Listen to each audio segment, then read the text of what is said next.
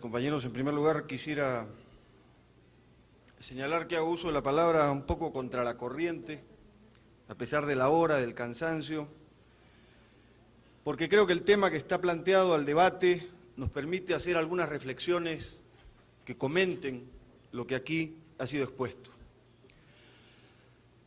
Se ha desarrollado largamente las alteraciones que se han producido en el sistema capitalista mundial.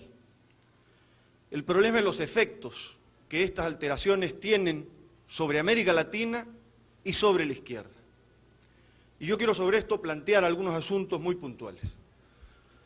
En primer lugar, yo creo que el neoliberalismo es una fuerza económica, política, militar e ideológica. Y le plantea, por lo tanto, a la izquierda una alteración que tiene que comenzar por su propio patrón ideológico.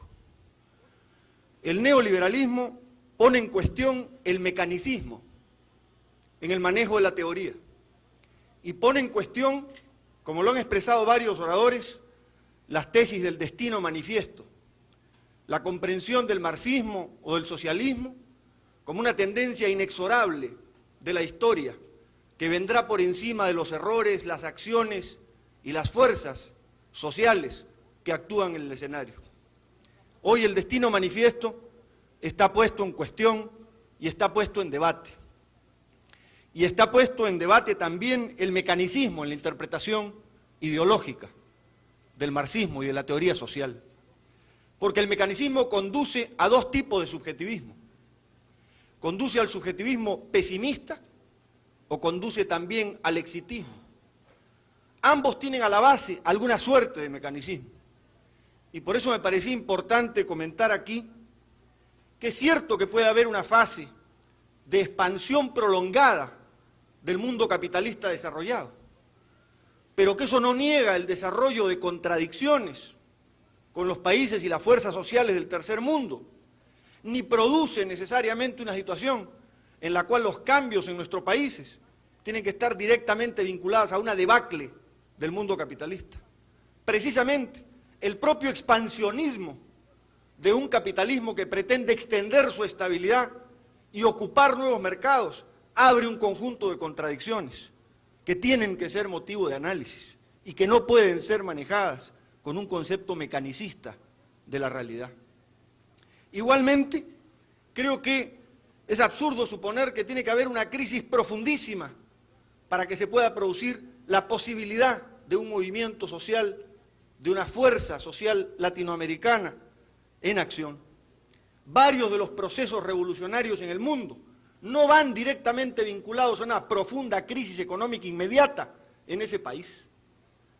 Creo, los compañeros podrán corregirnos, que en el caso cubano no se puede hablar de la revolución cubana como una revolución que surge de una debacle económica de la sociedad cubana. Es decir, el papel de la voluntad política, el papel de la ideología está puesto sobre el tapete por este proceso de la ofensiva neoliberal. Y por eso creo que hay aquí un primer asunto que estas alteraciones en el orden económico, político, internacional nos plantean. Creo que en segundo lugar, el neoliberalismo nos plantea con claridad el problema de la democracia en el terreno político y el problema del papel del Estado. Y constituiría un gravísimo error pretender manejarse frente a esta contradicción con una tesis de defensa del estatismo sin comprender el carácter del Estado que está en crisis hoy en los diferentes países de América Latina y sin comprender que las variaciones en el orden económico y político internacional están conduciendo a una desestructuración de nuestros respectivos estados.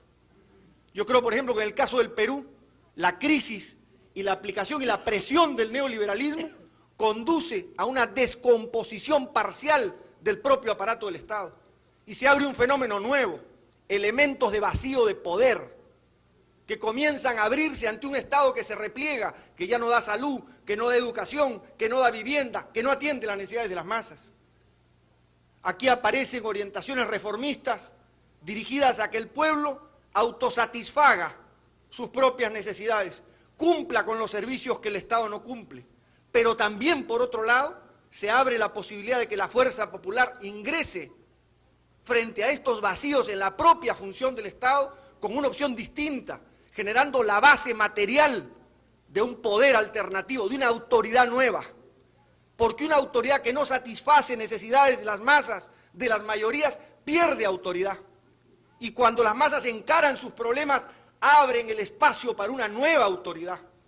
Y estos problemas con diferente nivel de desarrollo están planteados por el esquema neoliberal.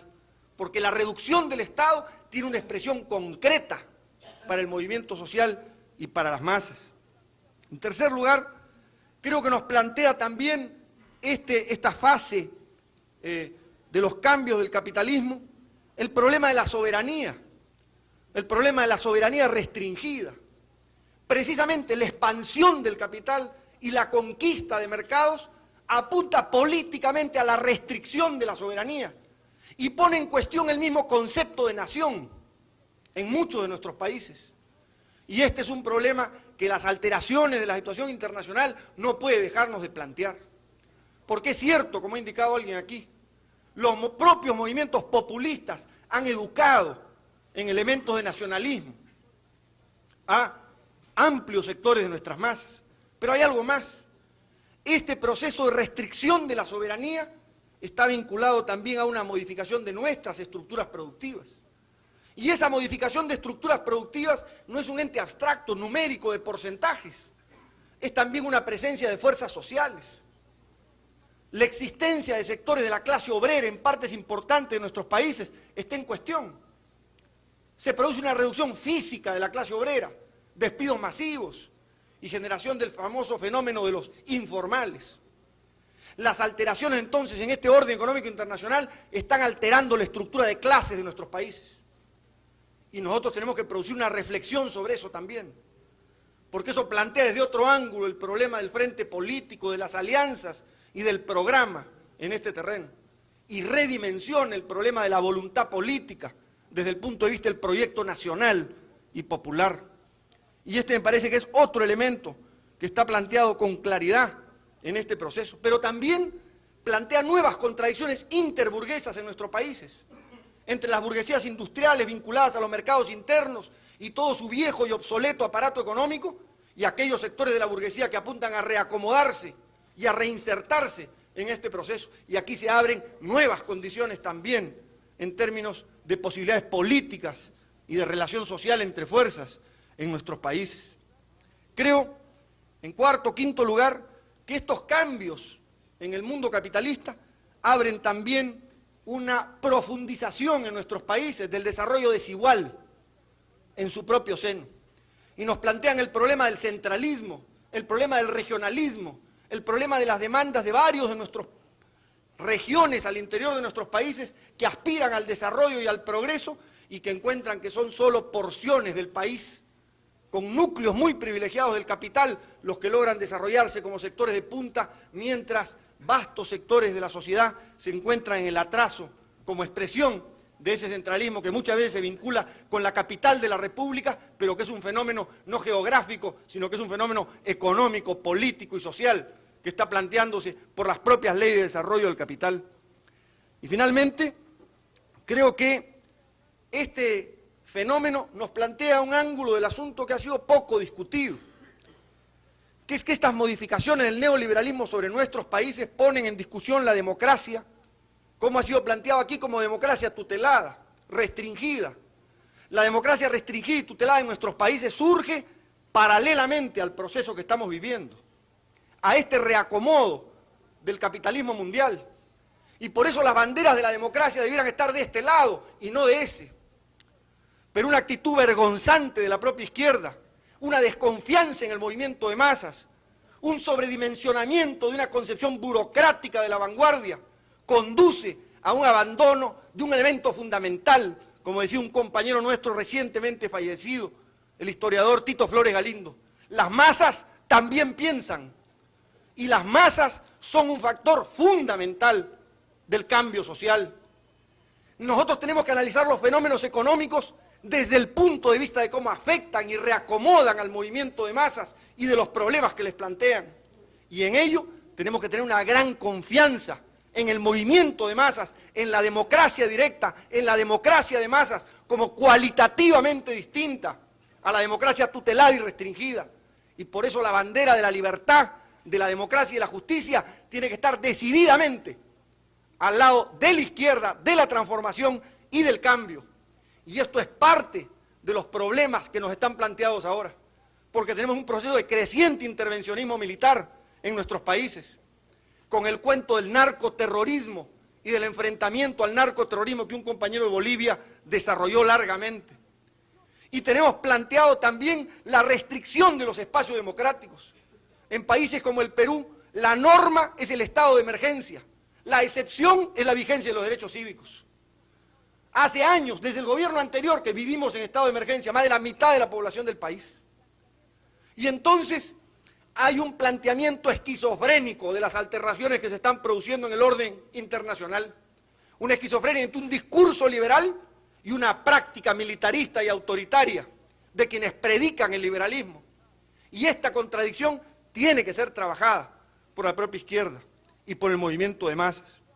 Por eso creo que nos están planteados nuevos elementos como producto de estas alteraciones económicas y políticas que tienen que comenzar, reitero, como dijo algún compañero, por el tema de una revolución ideológica en la propia izquierda, que coloque con claridad su norte, sus objetivos, reivindique sus barreras centrales y sobre esa base trace un proyecto nacional en cada uno de nuestros países y a su vez latinoamericano, que sea capaz de construir una alternativa en esta fase de desarrollo en que nos encontramos.